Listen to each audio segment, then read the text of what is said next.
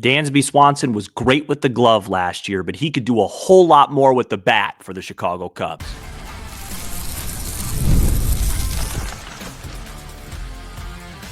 You are Locked On Cubs, your daily Chicago Cubs podcast, part of the Locked On Podcast Network, your team every day. You are Locked On Cubs, part of the Locked On Podcast Network, your team every day. I'm Sam Olber. I'm a lifelong fan, taking my passion into a discussion with you on all things Cubs. Thank you for being part of the show and making Locked On Cubs your first listen today. And the best way you can help us grow the show is to listen every day, like the video, and leave a comment down below. Today's episode is brought to you by FanDuel. Right now, new FanDuel customers can get $150 in bonus bets if your first $5 bet wins. Download the app or head to FanDuel.com to get started.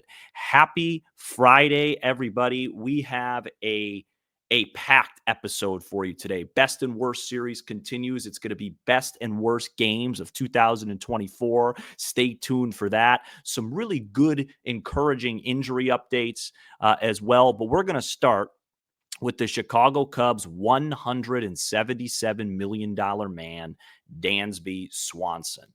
And I think I've been labeled probably pretty fairly, a critic of Dansby Swanson. And I think sometimes when when people say that I'm too critical of a player, I actually don't think they realize that it's because I have high expectations and high thoughts of said player. I don't, waste my time criticizing guys that I don't think, can live up to it, you know what I mean, or can correct it.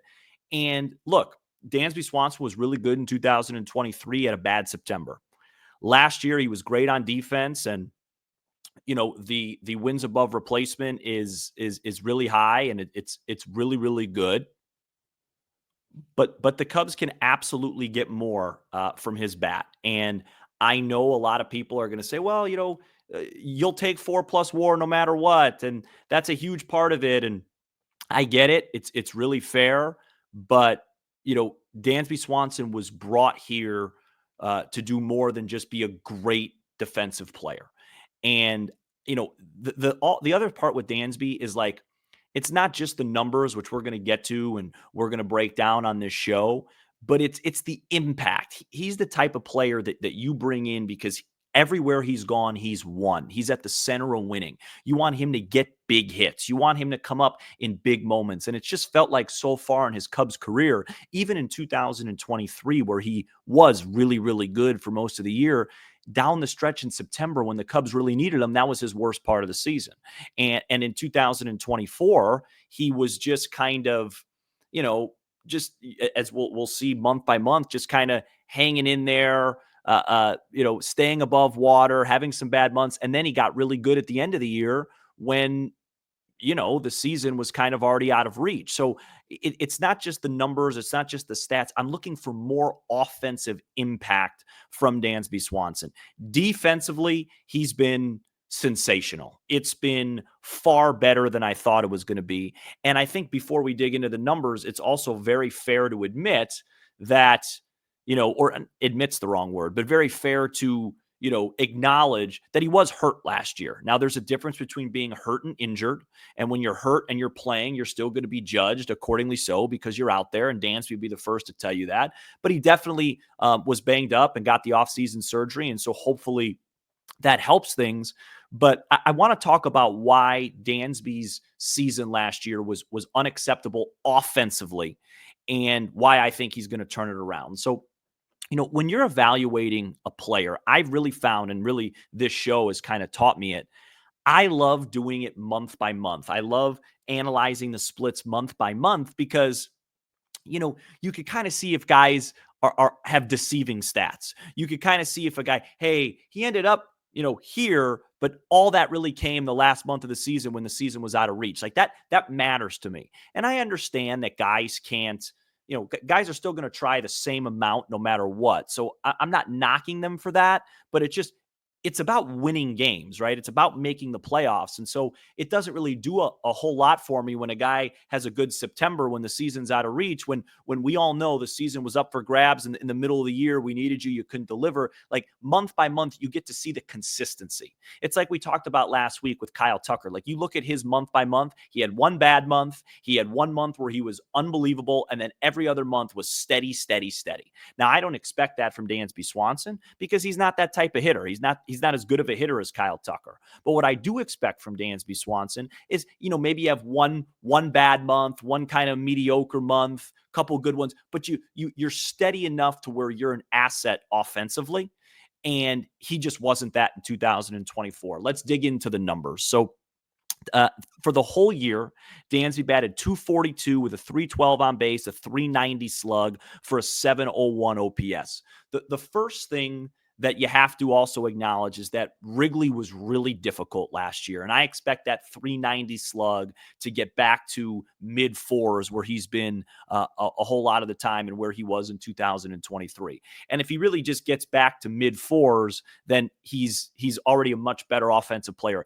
What we're looking for from Dansby is to be in the 260 to 270 range and to slug in the mid fours and have that OPS right in the mid to maybe high sevens. That's what we're expecting. Now, if he could be 790 to 800, that would be magnificent. But we can't have what we had last year. So in April, Dansby batted. I'm just going to do batting average and OPS like I've been doing lately. In April, 235 with a 636 OPS. Let's grade each month. That's probably a D, right? 235, 636 OPS. That's probably a D month. May, Dansby batted 155 with a 475 OPS. Now, the caveat here is he wasn't healthy that whole month. He missed some time. He only had about 58 at-bats. So we'll give him an F/NA for that. But even in the at-bats that he had, that a 475 OPS month, I mean, everyone's going to have a bad month, everybody. That's even tough to take for 1 month from a guy playing every day. And remember, Dansby Swanson isn't an 8 or 9 hitter on this team. He's not treated like a purely defensive player. A lot of the time last year, he was hitting in the middle of the order. You can't have a guy in the middle of the order, OPS 475 for a month, albeit a shorter period of time.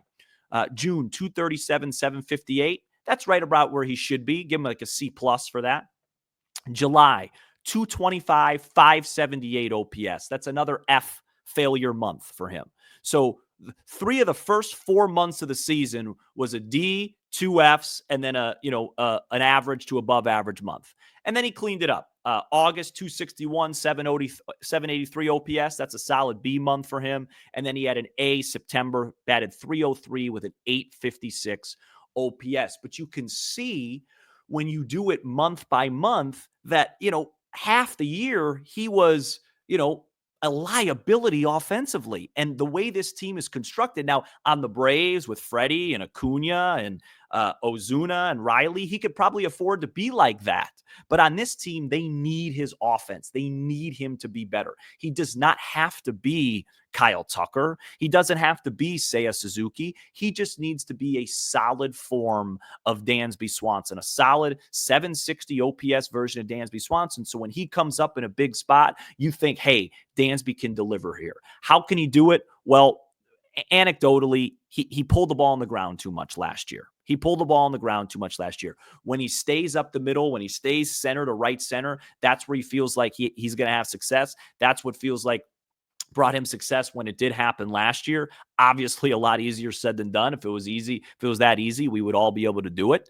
But he needs to figure it out offensively. And I'm really tired of seeing the wins above replacement stuff. I just am. I know he's so great defensively, and that stat's tailored towards it. And that's awesome. And that's great for him. And he could use that in future negotiations. And it's great. But Dansby Swanson knows that there's more there offensively that he could give this team. And we all know that there's more offensively that he could give this team. And to be quite frank with you, I'm very confident that he will. Like, I have a lot of confidence that Dansby Swanson is going to bounce back. I think it's going to help that he's fully healthy. I think it'll help that the conditions most likely will return to normal. And we could get a two-way shortstop, not just a great defensive player in 2025, which would do wonders for this lineup.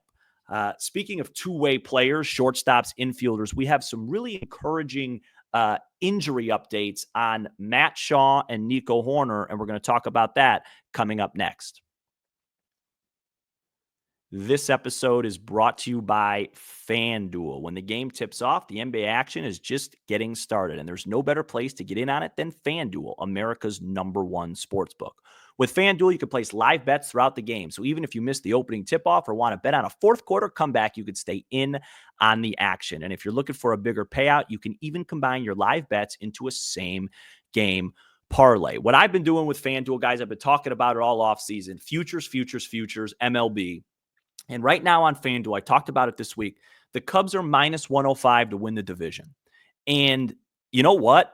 By letter of the law, by letter of the books, they are clear favorites to win the NL Central. The Brewers are plus 290. The Reds are plus 490. The Pirates and Cardinals are plus 1,000. You can get the Cubs at minus money. That means FanDuel, they have the Cubs as the clear-cut NL Central favorites, which is great to see. So let's get it done. Right now, new FanDuel customers can get $150 in bonus bets if your first $5 bet wins. Just visit FanDuel.com to join today. That's FanDuel.com for your shot at $150 in bonus bets. Make every moment more with FanDuel, the official sports betting partner of the Locked On Podcast Network. We are back here on Locked On Cubs, and we have some injury updates. Pretty good news today coming out of Arizona. Matt and I talked at length about Matt Shaw yesterday and the concerns with the oblique. And, you know, it was really reported on February 5th. Well, it was reported later, but it was really February 5th when Matt Shaw hurt himself. And he hasn't really done much in terms of, you know, him seeing on the field in spring training games. He's done some baseball activities, whatever. And then on, you know, Thursday, Bruce Levine kind of speculated, and Matt off the air told me, you know, he made that distinction. It wasn't a report from Bruce. It was more of a speculation that maybe he wouldn't be ready for Japan or probably wouldn't be ready. But then today, Matt Shaw told the Marquee Sports Network that he's feeling good. He's feeling 100%, and he's going to hopefully get into games this weekend. Craig Counsell said that, you know, something similar, but just didn't, you know, say, well, that means he's going to be ready for Japan. That would be another assumption. But the good news is, like we talked about yesterday, is it sounds like Matt Shaw should be in the lineup this weekend for the Cubs, according to reports. So you start, you know, reading the tea leaves. If he comes in the lineup this weekend, doesn't have any setbacks, he should be able to play in Japan. But really, it's just 2 games of the year. It doesn't really matter that much. What matters is that he is fully healthy, and now he is getting close to returning to full game action. Hopefully that happens this weekend. And then you just, you know, for me, it's like a 2-week window. I just want to watch him hit and throw for 2 weeks, make sure there's no setbacks. And then, you know, then we can move forward with the season, because these obliques things are dangerous. I was watching the game on Thursday, and Taylor McGregor reported that Javier Assad's, you know, bullpen got pushed back, so he's going to do a bullpen later next week. So we're not really close to seeing Assad. And then that prompted JD and Boog to just talk about how difficult obliques are and how long they take to heal. And even when you feel like you're 95% with them, you really can't get back on the diamond full go until you're 100%, so you don't re-aggravate the injury. So it's very good news that Matt Shaw should be in the lineup this weekend. We'll monitor it, see if he's ready by March 18th. And then Craig Counsell also announced pretty much what we already knew, that Nico Horner will not make the trip to Japan, but the goal for him is to be ready for the domestic opener in Arizona against the Diamondbacks. So I would say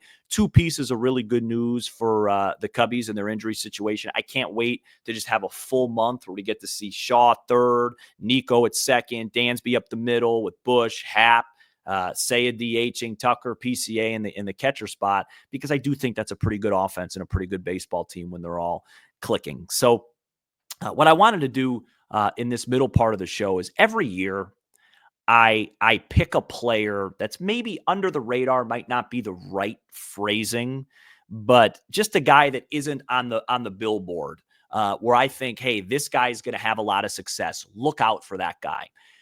And I've had some success with it. I had Leiter a couple years ago paired with Edwin Rios, so I went 1 for 2. I don't even remember who I picked last year. I think I picked Leiter again, which I guess you could say was kind of totally up and down.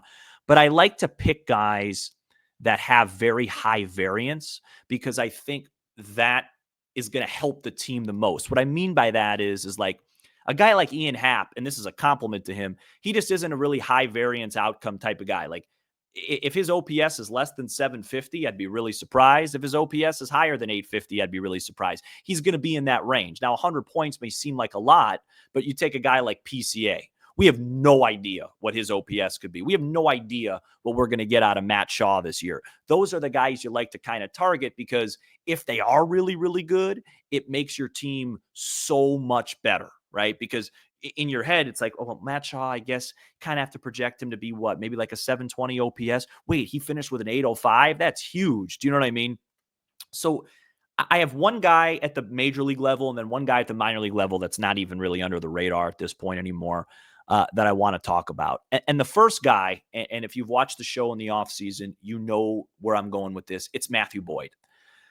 I think Matthew Boyd has a really high ceiling. I think he could be really good for the Cubs, but I also think he could be injured. I also think he could be like a really average fifth starter. So it's on both ends of the spectrum, but I really think that he could be really effective. And last year, it was very limited, 39 innings, 46 strikeouts, had a really good postseason, ERA under 3, all the peripherals matched up, and it was a really, really good, small part of the season. Obviously not a big enough sample size to say, well, that's what the guy we're going to get.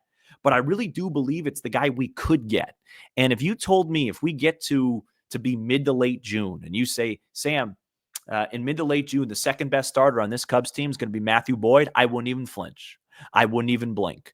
But I also wouldn't blink if he had an ERA in the mid 4s and it wasn't going that well. But I do think it's going to be on the good side. I think this is a guy to watch. I think he's a guy that could really help this team. I think it was kind of an under the radar signing. It was really the only significant free agent money that the Cubs spent. And some of these guys, they figure it out later in their career, pitch grips, pronation, all these different things. And the fact that he was able to keep it going in the postseason, that's what gets me, pretty excited about what he could do, because that's when guys are really at their best. I mean, you look at his percentile rankings on Savant, his expected ERA, if he qualified, would have been, 3.10, which is phenomenal. Expected batting average against, 216. Average exit velocity, outstanding. Whiff percentage, very good. K percentage, very good. Barrel percentage, very good. The only things that weren't really great were like his ground ball percentage, because that's not really what he does, and his fastball velocity, but he gets a lot of carry with it.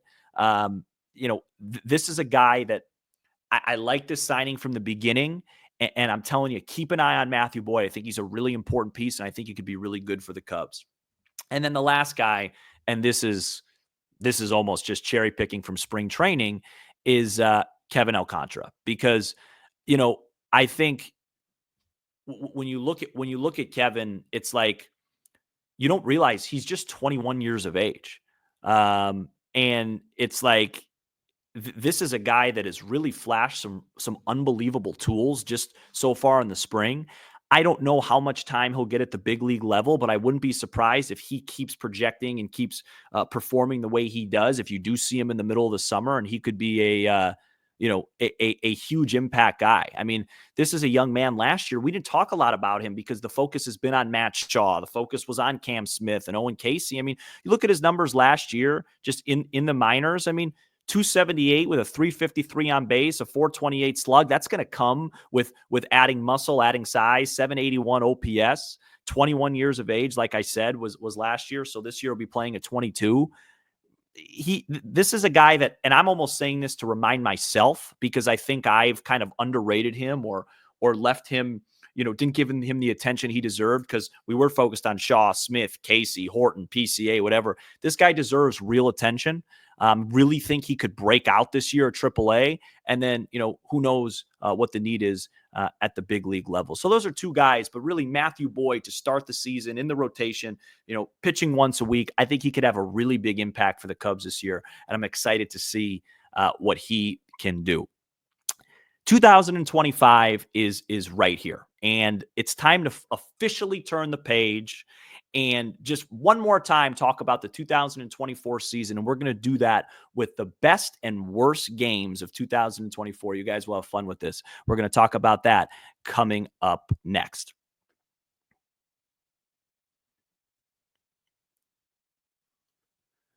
We are back here on Locked On Cubs, and if you follow the show every day throughout the year, you know me and you know how hard of a time I have with bad losses.